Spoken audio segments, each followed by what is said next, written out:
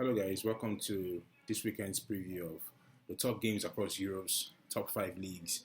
Um, don't forget what we always say on this channel is we have a target of getting to 10,000 subscribers before the end of October. So please do us a favor, click on the subscribe button and like this video and turn on notifications because we're releasing videos like this on the regular. All right, let's do a quick recap of the last games that we called last weekend. We called about 5 games, and I know that we got about 60% score.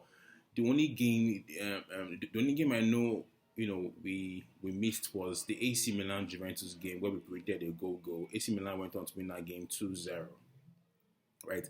The remaining games we called for Arsenal Liverpool as a goal, and we said, you can go ahead to play an Arsenal goal and Arsenal win there. We called Manchester City. We said you can play an handicap one there. We called a victory for Barcelona and Real Madrid, and that went through. We also called a goal for Borussia Dortmund and Bayern Munich. That game finished 2-2. So, yeah, we were good for last week. Now, I know we didn't make any predictions this midweek. I kind of felt like we needed a breather just to be able to see things clearly. So one thing about staking your money, betting in general is you're trying to play God. And most often than not, despite all the analysis and the statistics that we have on games, it's difficult to get five straight predictions correctly because it's just really difficult. It's a game by its road, by human emotions. You can be here sitting and trying to predict a game, while the player decides to get a red card tomorrow's games. So, like I always say all the time, make sure you do your own research before you stake your own hard-earned money. All right, let's really go to this weekend's games. We're going to focus on key games, and we're going to begin with the biggest game in world football and probably European football, called El Classico. El Classico is a game that features Real Madrid versus Barcelona. Of course, Barcelona had that draw against Inter Milan 3-3 that leaves them on the brink of qualification in the Champions League. They probably would have to fall down to to the second tier Europa League after that 3-3 draw, characterized by a lot of defensive deficiencies there.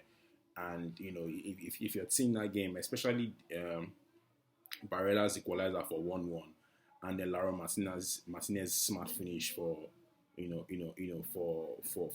lead, that's 2-1 in that game, you notice that PK and Eric Garcia are probably a step down at this moment from Araujo and Jules Koundé.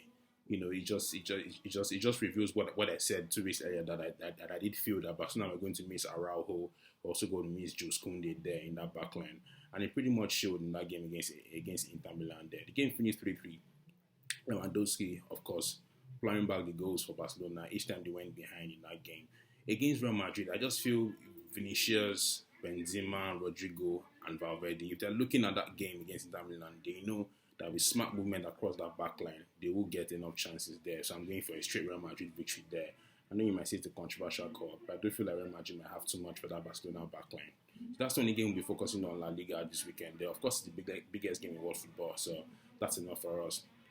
You also have the French version called the Classique, featuring PSG versus Marseille there. PSG again drew this midweek again against Benfica, and that was kind of a surprise for us there. I did think that at the Parc des Princes that PSG buoyed by the home crowd would do enough to just seal qualification once and for all there in the game against Benfica. Against Marseille again, it's a tough one. I mean, traditional rivals there, but I still think PSG have had the upper hand over the years in this fixture, and I still think that they have too much in Marseille in this one. So yeah, I'm calling it a straight victory for PSG there.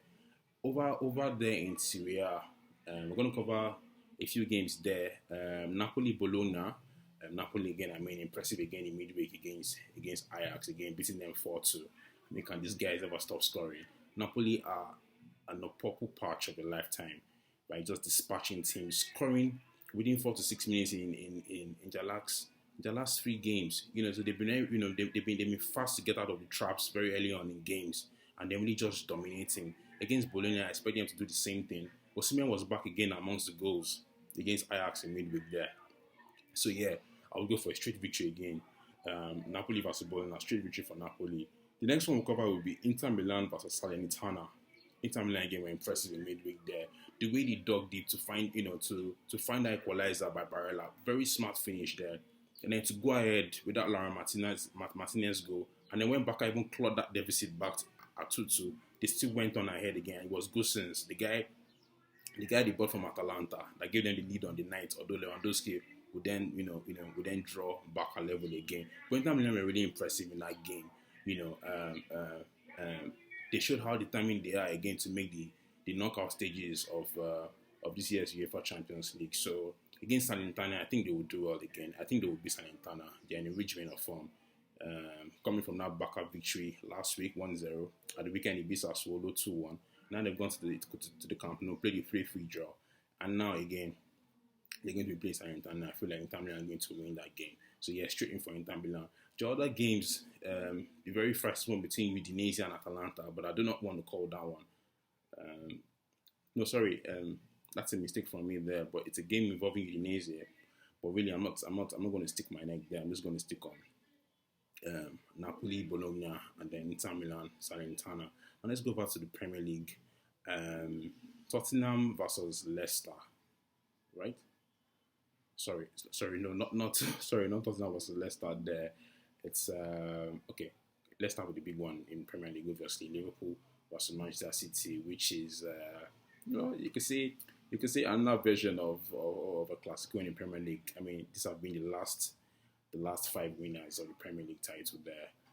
Going head to head. Liverpool, well, you can say 7-1 against Rangers is good form, but again, Rangers are to me. I mean, if they were in the Premier League, they'll be a mid-table side. So I'm not too moved by the 7-1 victory over there. I think the only glad thing coming out of that game would be Mo Salah finally finding his scoring touch. He scored a 6-minute hat-trick there, and I believe that's the fastest hat-trick scored in Champions League history there. So that's a bit of, it's a bit impressive there. But again, I don't think Rangers is the barometer by which we should measure Liverpool by. Against Manchester City, Haaland was rested against in their midweek game in Belgium there, and surprisingly they drew 0-0 in that one there. Against Liverpool, Van Dijk and Konate obviously expected to form the centre back partnership on the day against Haaland. I feel like Liverpool are still very porous, especially in transition. When you lose that ball, whether it's in the final third or in the middle of the pitch, they're easy to cut open. They're easy to play through in midfield. So Manchester City will have the upper hand in this one. I can't really call it, but I do see a goal there in that game. And if you really want to put your money where your mouth is, I think you should go for a draw and a goal, right? You got Arsenal Leeds. Do we need to say more? I mean, Arsenal are in a very rich vein of form. I mean, last time Arsenal lost the game was Manchester United, right? And that was even before the international break. They've been so impressive, beating Tottenham, winning in the Europa League against Bodo Glimt, and then beating Liverpool, and then winning again against Bodo Glimt against 0-1 away there. So yeah, against Leeds, I expect them to come up tops again. So Arsenal Leeds to me will be a straight victory there. There's another game in the Premier League that I want to recall, but I can't. The other games like Manchester United, Newcastle, I feel like that's a pure goal, but you don't necessarily have to you don't necessarily have to play that. You can play that if you're satisfied with the research that you've carried out. There's a game involving Tottenham that I can't quite remember who their opponent is, but again, I do expect that Tottenham should go ahead to win that game. So let's do a quick recap of the games that we covered. Our Classico, I'm calling it a straight Real Madrid victory, and the French Ligue 1. The classic PSG versus Olympique Marseille. I'm calling that too as a straight victory for PSG. In Serie A, I'm calling the straight victory for Inter Milan versus Salernitana, and in Napoli versus Bologna, I'm calling the straight victory for Napoli. The other games there, but I said I'm not going to cover them because I can't see them clearly. And over in the Premier League, I've called Liverpool, Man City as a goal. And I've said I expect Arsenal to beat Leeds United. There are other games that were considered, but I can't really see the picture clearly in those ones. So guys, don't forget again what we see on this channel. Don't forget to do your own research before you bet. Make sure that you're only playing with an amount that you can afford to lose. And make sure you do your own research. Famous last words. Have a great weekend. Stay safe. Stay blessed. We'll have more analysis and predictions this coming Tuesday. Thank you.